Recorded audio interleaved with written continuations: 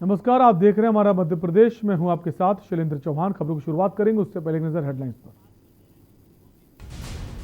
Cabinet विस्तार के अटकलों के बीच सीएम शिवराज ने पीएम मोदी से की मुलाकात। प्रदेश में कोरोना और वैक्सीनेशन के बारे में दी जानकारी। सीएम शिवराज सिंह चौहान ने केंद्रीय मंत्री पीयूष गोयल और सदानंद गौड़ा से भी की मुलाकात। अन्य मुद्दों के साथ राज्यों को होने वाले यूरिया आपूर्ति के बारे में की चर्चा। कांग्रेस प्रवक्ता का अजय सिंह यादव का बीजेपी पर हमला। बीजेपी को बताया कोरोना की दूसरी लहर आने का जिम्मेदार। एमपी में बिजली और महंगी करने का रास्ता साफ, हाई कोर्ट ने इससे हटाया। बिजली कंपनियों ने 6.25% तक दाम बढ़ाने की दायर कर रखी है याचिका। एचडीएफसी बैंक नौगांव घोटाले में एक नया घोटाला हुआ उजागर। 1,75,000 का जंबो लोन होने का आरोप। सुर्खियों में छाई छतरपुर गोल्डन दादा की दादागिरी। कट्टे की नोक पर छात्र किया अगवा, बेरहमी से पीटा, अब तक नहीं हुई कोई कार्रवाई। आप देख रहे हैं के न्यूज, खबरों का सारथी। और बुलेटिन शुरुआत करेंगे डबरा की बड़ी खबर से। डबरा से एक बड़ी खबर आ रही है। बदमाशों के हौसले बुलंद हैं। बीजेपी नेता दिनेश शिवहरे के घर के बाहर फायरिंग का मामला सामने आया। शहर के जौहरगंज स्थित है बीजेपी नेता का घर। सीसीटीवी कैमरे में ये वारदात कैद हो गई है। गोली चलाने के बाद कार सवार बदमाश फरार हो गए। फायरिंग का वीडियो सोशल मीडिया पर वायरल हो गया है। 2 दिन पुराना बताया जा रहा है वीडियो।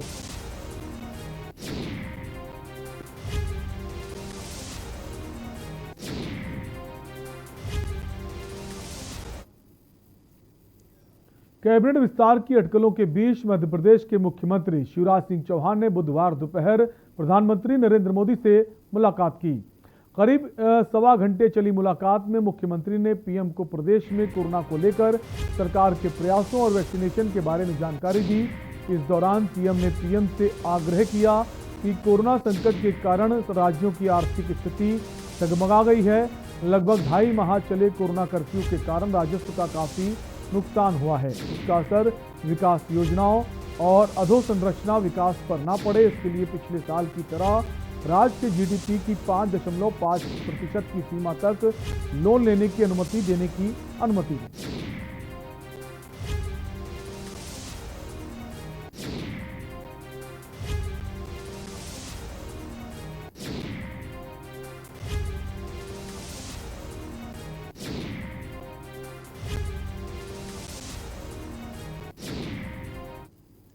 बुधवार को मुख्यमंत्री चौहान ने सबसे पहले प्रधानमंत्री नरेंद्र मोदी से मुलाकात की। इसके बाद वे केंद्रीय कृषि मंत्री नरेंद्र सिंह तोमर से मिलने पहुंचे। सीएम ने केंद्रीय मंत्री तोमर से मध्य प्रदेश में मूंग खरीदी के 6 लाख मीट्रिक टन तक लक्ष्य बढ़ाने का अनुरोध किया। इसके बाद चौहान केंद्रीय मंत्री थावरचंद गहलोत से मिले।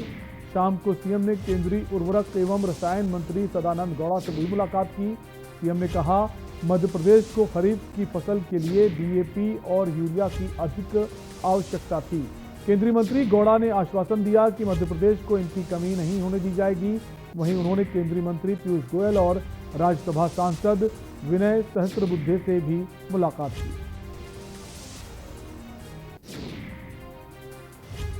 माननीय मुख्यमंत्री जी के साथ चर्चा हुई है। रेलवे के कई प्रोजेक्ट्स हैं जिसमें तेज गति से कोरोना से अब ख़त्म होने के बाद कैसे तेज गति से काम किया जाए। साथ ही साथ कुछ फूड कॉरपोरेशन ऑफ इंडिया की जो प्रोक्योरमेंट हुई है उसके बारे में चर्चा हुई और बहुत अच्छी इस बार प्रोक्योरमेंट हुई है। मध्य प्रदेश में तो लगभग माननीय शिवराज जी के कार्यकाल में 2 गुना हो गया। 1 करोड़ से तो चर्चा यही हुई कि एक तो मैंने धन्यवाद दिया प्रधानमंत्री जी को, पीयूष जी को। 1 करोड़ 28 लाख मीट्रिक टन गेहूं मध्य प्रदेश के किसानों से प्रोक्योर करके उनको सही दाम दिया है, पूरी कीमत दी है, पसीने की पूरी कीमत दी है। अब हमारे पास अन्न के भंडार भरे हैं, तो हमने निवेदन किया है कि वहाँ से उठाव हो जाए ताकि अब मूंग की खरीदी के लिए गोडाउन खाली हो जाए। और बारिश के कारण कुछ गेहूँ ऐसा था जो खराब नहीं हुआ लेकिन चमक जिसकी थोड़ी सी कम हो गई, तो मैंने ये भी निवेदन किया है कि चमक विहीन गेहूँ भी वहाँ से उठा लिया जाए ताकि मध्य प्रदेश के किसानों से जो हमने गेहूं खरीदा है उसका पूरी तरह से सदुपयोग हो जाए। इसके अतिरिक्त दालों का रकबा कैसे बढ़े, क्योंकि दाल हम इंपोर्ट करते हैं तो विदेशी पूंजी भी जाती है। मध्य प्रदेश ने अभी मूंग का बेहतर उत्पादन किया है। मैंने निवेदन किया कि किसानों की मूंग पूरी खरीदी जाए। प्रधानमंत्री जी को भी धन्यवाद और पीयूष जी को धन्यवाद, तो उन्होंने मुझे आश्वस्त किया कि मूंग पूरी की पूरी किसानों की खरीदी जाएगी।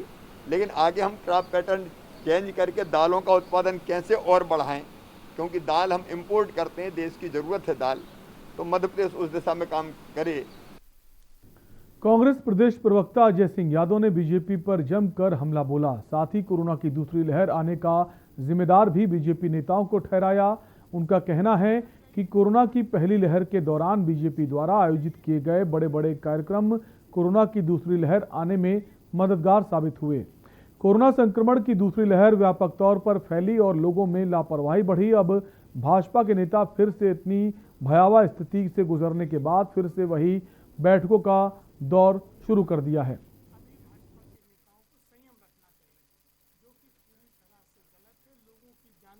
भारतीय जनता पार्टी नेताओं द्वारा कोरोना की पहली लहर के दौरान जिस तरह से बड़े बड़े राजनीतिक कार्यक्रम बीजेपी कार्यालय में हुजूम लगाने की प्रक्रिया प्रारंभ की, उसकी वजह से कोरोना संक्रमण की दूसरी लहर व्यापक तौर पर फैली और लोगों में लापरवाही बढ़ी। अब भाजपा के नेता फिर से इतनी भयावह स्थिति से गुजरने के बाद फिर से वही बैठकों का दौर, राजनीतिक कार्यक्रमों का दौर प्रारंभ करने जा रहे हैं। सीधी जिले में एनएसयूआई जिला अध्यक्ष दीपक मिश्रा के नेतृत्व में कार्यकर्ताओं ने राम मंदिर निर्माण के लिए खरीदी गई जमीन में हुए घोटाले को लेकर भाजपा सरकार का पुतला दहन किया। इस दौरान प्रदर्शनकारियों ने बीजेपी सरकार के खिलाफ जमकर नारेबाजी की।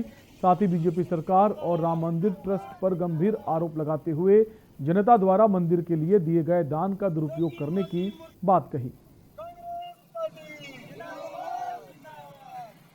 जो मंदिर के निर्माण के लिए जमीन खरीदी का जो कार्य हुआ है, जो आम जनता से वसूला गया था, जो आम जनता से चंदा लिया गया था, जिनकी आस्थाएं जुड़ी हुई थी भगवान राम से, उन्होंने एक एक रुपये अपने हिसाब से जितना जिसकी जो क्षमताएं थी उन्होंने लोगों ने चंदा दिया भगवान राम के मंदिर के निर्माण के लिए। उस चंदे का दुरुपयोग भाजपा के लोग जो ट्रस्ट में भी बैठे हुए हैं उन्होंने दुरुपयोग किया है। उन्होंने 2 करोड़ की जमीन को 5 मिनट के अंदर ही 18.5 करोड़ में खरीद करके 16.5 करोड़ का चंदा जो लोगों ने दिया था राम मंदिर के निर्माण के लिए, उसका दुरुपयोग किया।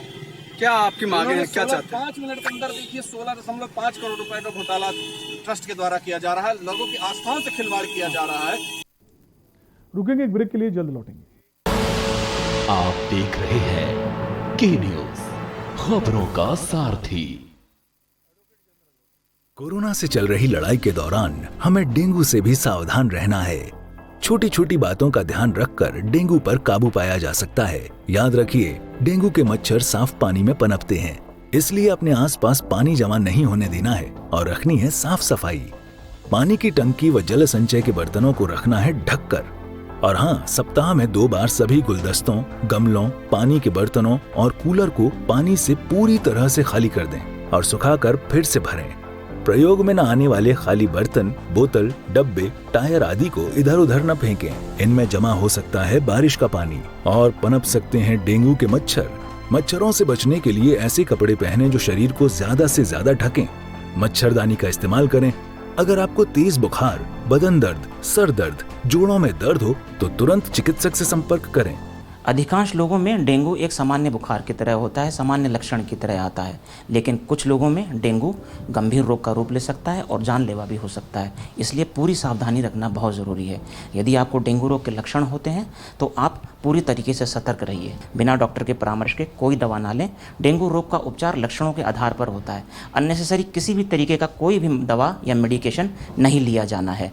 कोविड-19 के परिवेश में डेंगू और कोविड दोनों ही रोगों पर हमें नियंत्रण करना है। बारिश में बढ़ता है डेंगू का प्रभाव, साफ सफाई से करें बचाव। पिटारा वाली मूंग दाल मुझे भी मिलेगी? हाँ हाँ जरूर मिलेगी, लेकिन मुझे क्या मिलेगा? आज स्कूल में ऐसे कंपटीशन था, टॉपिक था your best gift in life. तो क्या लिखा? मॉम लिखा।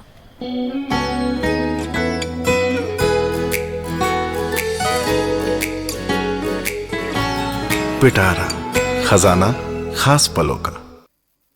जुबान के लिए उड़ चला गैरों की ज़मीं पर, खुशबू अपने पन की ढूंढता। दूर कितना भी जाओ, इस जुबान से दूर ना जा पाओगे। विमल, बोलो जुबान केसरी। आप देख रहे हैं के न्यूज, खबरों का सारथी। ब्रेक के बाद आपका स्वागत है। 11 पूर्व विकास खंड से शिक्षा विभाग द्वारा गुलाबगंज में स्कूल खोलने का प्रस्ताव भेजा गया। प्रस्ताव की जानकारी लगते ही क्षेत्रीय विधायक लीना जैन सहित अन्य जनप्रतिनिधियों ने सक्रियता के साथ वरिष्ठ अधिकारियों को पत्र लिखकर मुख्यालय पर ही स्कूल खोलने की मांग की। आपको बता दें, मुख्यमंत्री शिवराज सिंह चौहान के द्वारा प्रत्येक विकासखंड स्तर पर सीएम राइस स्कूल खोलने की घोषणा कर चुके हैं, जिसके बाद सभी विकासखंड स्तर पर सीएम राइस स्कूल खोलने के लिए प्रस्ताव भेजे गए। राइजिंग स्कूल का खुलना तय हुआ है, तो क्योंकि ग्यारसपुर विकासखंड है, इसलिए मैं चाहती हूँ कि ग्यारसपुर में सीएम राइजिंग स्कूल को खोला जाए और ग्यारसपुर की जनता की भी यही मांग है और उन्होंने आवेदन भी दिए हैं। सागर विधायक शैलेंद्र जैन ने सीवर लाइन के कार्य का निरीक्षण किया और ठेकेदार को जल्द से जल्द काम पूरा करने के निर्देश दिए। इसी के साथ उन्होंने एमपीआरडीसी के अधिकारियों की उपस्थिति में ठेकेदार को निर्देशित किया चौराहे से लेकर पंतनगर चौराहे तक पूरी चौड़ाई की सड़क बनाई जाए।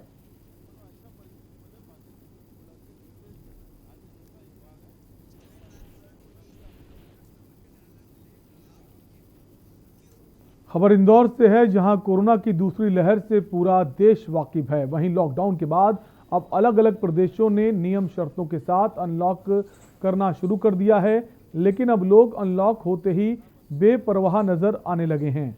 ऐसा ही कुछ नज़ारा मध्य प्रदेश के सबसे बड़ी सब्जी मंडी कहे जाने वाली चोड़थराम के पास स्थित सब्जी मंडी व फल मंडी में देखने को मिला, जहां व्यापारियों से लेकर ग्राहक तक बगैर मास्क के नजर आए, लेकिन इसके बाद भी लोग कोरोना से बेपरवाह नजर आ रहे हैं।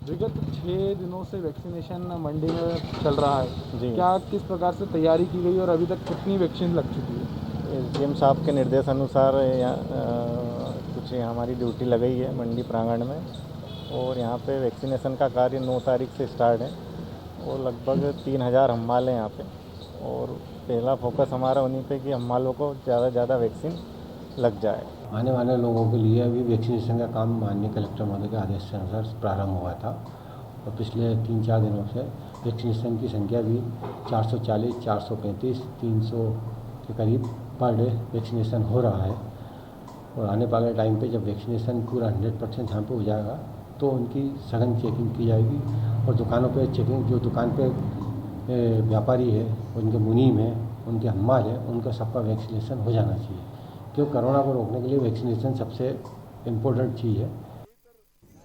कटनी जिले में सड़क ना होने से स्वास्थ्य सुविधा बदहाल हो गई है। पैर फ्रैक्चर होने पर खाट में ले जाते हुए एक मरीज का वीडियो सोशल मीडिया पर वायरल हो रहा है। जानकारी के मुताबिक ये मामला बरही नगर परिषद के वार्ड क्रमांक 1 का बताया जा रहा है। वहीं स्थानीय ग्रामीणों ने पत्र लिखकर कलेक्टर, विधायक से लेकर मुख्यमंत्री तक से सड़क निर्माण की मांग की है।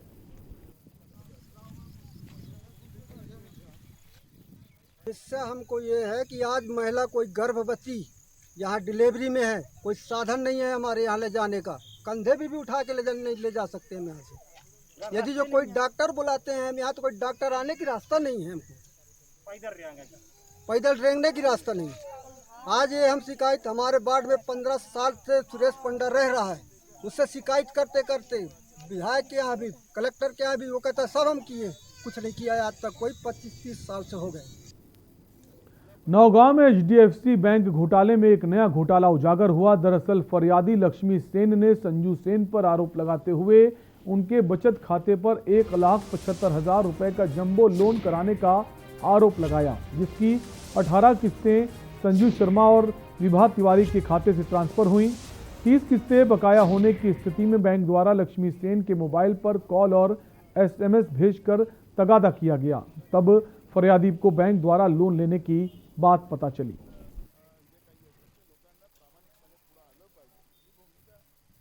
हमने HDFC बैंक में एक बचत खाता खुलवाया था अपना, जिसमें मेरे 12,000 रुपये थे।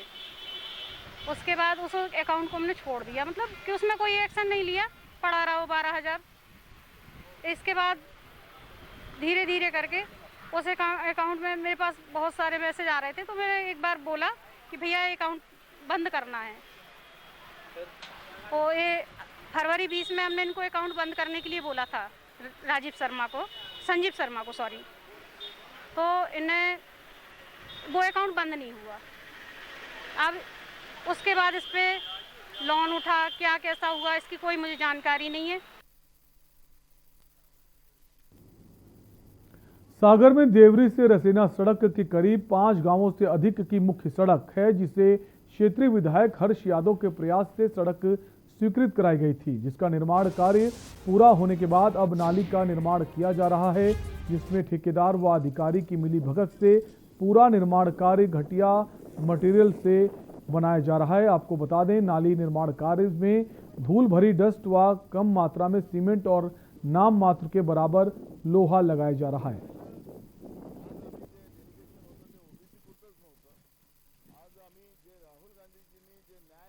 तो सही नहीं हो रहा, सब सीधी नाली नहीं, घेरी नहीं, चौड़ी नहीं बनी है, तो पानी बन नहीं रहा उसमें, घरों में पानी भर जाता पूरा, इतनी छोटी जगह। अच्छा जी, नाली निर्माण में इन्हें रेत को उपयोग करो है? रेत को अब हमने नहीं देखी, अब तो कहा पता कहा मिला कर ले आ रहे हैं, वो डाल रहा है, रेता डाल रहा है, डस्ट डाल रहा है, सब कुछ तो धरे तो रेता सुई धरे में डाल दी का सुरा है। जो नाली निर्माण कराया जा रहा है ठेकेदार द्वारा, जैसे ही हो रही नहीं हो रही, गलत हो रही है, व्यवस्थित नहीं हो रही। हमारी चौड़ी नाली डरी थी पुरानी, तो पुरानी नाली हमने कही थे हमारे मुँह पे चौड़ी कर दे, तो इन्हें चौड़ी नहीं करी। और यहाँ रुकेंगे एक ब्रेक के लिए, फौरन लौटेंगे। आप देख रहे हैं के न्यूज, खबरों का सारथी।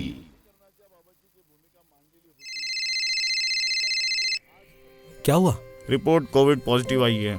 अभी तो डॉक्टर ने होम आइसोलेशन में इलाज करने की सलाह दी है, लेकिन क्या? बस यही सोच रहा था कि अस्पताल की जरूरत ना पड़े। अरे यार, नहीं पड़ेगी। हमारे देश में लाखों लोग डॉक्टर की सलाह लेकर होम आइसोलेशन में ठीक हो रहे हैं, और अगर जरूरत पड़ भी गई तो तू नजदीकी अस्पताल में अपनी बीवी का इलाज मुफ्त में करा सकता है, क्योंकि उत्तराखंड सरकार ने प्रधानमंत्री जन आरोग्य योजना, अटल आयुष्मान उत्तराखंड योजना एवं राज्य सरकार स्वास्थ्य योजना के लाभार्थियों को निर्धारित प्रोटोकॉल के अनुसार कोविड के लिए भी सभी प्रकार के निःशुल्क उपचार की व्यवस्था कर दी है। घबराए नहीं, क्योंकि अब आपको मिलेगी राज्य सरकार के सूचीबद्ध अस्पतालों में कैशलेस इलाज की सुविधा।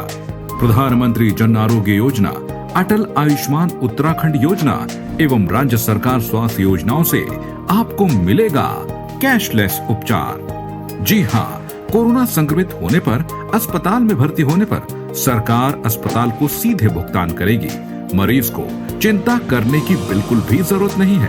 NABH मान्यता वाले अस्पतालों में आइसोलेशन बेड पर 8,000, वेंटिलेटर केयर पर 12,000, ICU वेंटिलेटर केयर पर 14,400 रुपए का पैकेज निर्धारित किया गया है, जबकि गैर NABH मान्यता वाले अस्पतालों में आइसोलेशन बेड के लिए 6,400, वेंटिलेटर केयर पर 10,400, ICU वेंटिलेटर केयर पर 12,000 का पैकेज है, और ये सारा खर्च सरकार द्वारा उठाया जाएगा।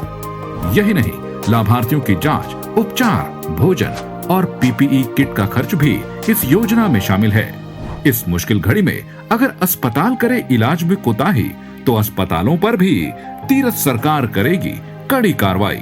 तीरथ सरकार इस मुश्किल घड़ी में है आपके साथ। बेहतर इलाज, कैशलेस इलाज, कोरोना से जीतेंगे जंग, हमें है विश्वास।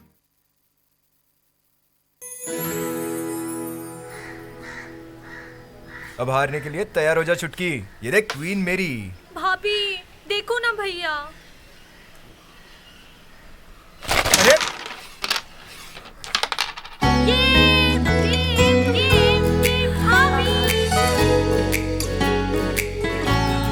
पिटारा, खजाना खास पलों का।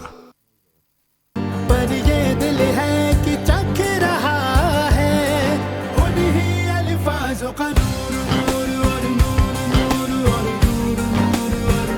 दूर कितना भी जाओ, इस जुबान से दूर ना जा पाओगे। विमल, बोलो जुबान केसरी। और खुशबू में झूम के भाई लेके आए गोल्डी मसाले। गोल्डी मसाले, खुशबू और स्वाद ऐसा तो रिश्तों में गुस्सा कैसा। आप देख रहे हैं के न्यूज, खबरों का सारथी।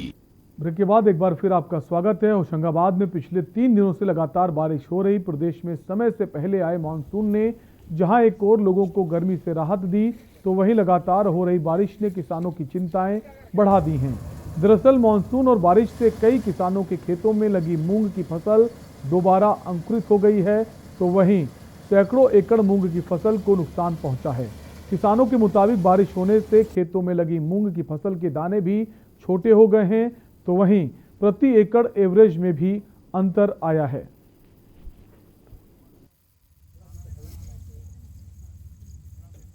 अपना कर्तव्य है आगे पहुंचाना। तुम्हारा कर्तव्य तो बहुत अच्छा है कि हमारी समझ मूंग तो अपन ने थोड़ी बोई है, लेकिन मूंग का एवरेज अपना निकला है 2.5-3 बस। और इसमें कुछ फसल बगड़ चुकी है अपनी नीचे बारिश के कारण। इसमें दाने उग गया है, हार्वेस्टर वाले भी बगड़ाएंगे, हमारे पास तो कुछ नहीं है। आधी तो बोनी बखन्नी में चली गई, कुछ पैसा बचेगा, इस बार कुछ नहीं बचेगा। खेती में लॉस है टोटल। छतरपुर में गोल्डन दादा की दादागिरी सुर्खियों में छाई हुई है। दरअसल गोल्डन दादा ने चलती तेज रफ्तार बुलेरो कार के बोनेट पर बैठकर नगर में तहलका मचा रखा है। नशे में धुत गोल्डन दादा ने एक छात्र के साथ मारपीट कर कट्टे की नोक पर बोलेरो कार में बंधक बनाकर ले गए और फिर बेरहमी से पीटा और उसको छोड़ दिया। गुंडों के चंगुल से छूटने के बाद छात्र के परिजनों सहित पुलिस को घटना की जानकारी दी गई, जिसके बाद 12 घंटे बीत जाने के बाद भी पुलिस को कोई सुराग नहीं लगा। वहीं पूरी वारदात सीसीटीवी में कैद हो गई है।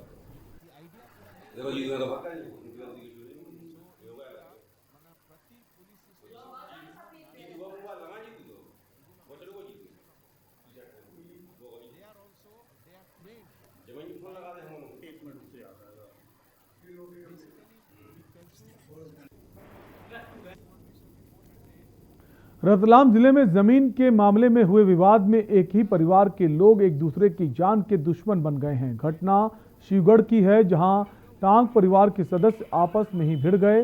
बीच सड़क पर एक दूसरे पर जमकर लाठियां भांजी। घटना में घायल हुए 3 लोगों को जिला अस्पताल में भर्ती करवाया गया है। वहीं पुलिस ने इस मामले में 3 लोगों के खिलाफ नामजद शिकायत भी दर्ज की है।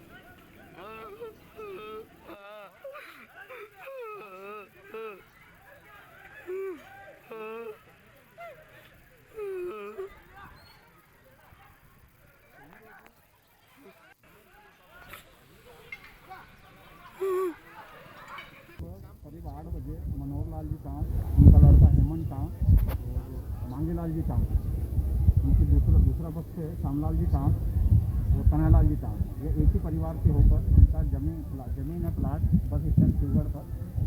इस बात पर कब्जा करने की बात को लेकर दोनों पार्टी में मारपीट हुई। मांगीलाल जी टांग और मनोहर लाल जी टांग और उनके लड़के श्यामलाल जी टांग को चोटें लगी है, जिनको इलाज के यहाँ भर्ती हुए हैं। आरोपी श्यामलाल जी और कन्हैयालाल जी और अन्य उनके साथी के विरुद्ध प्रकरण कायम किया जा रहा है। और मध्य प्रदेश की खबरों में भी के लिए इतना ही। बाकी खबरों के लिए देखते रहिए के न्यूज़ इंडिया। नमस्कार।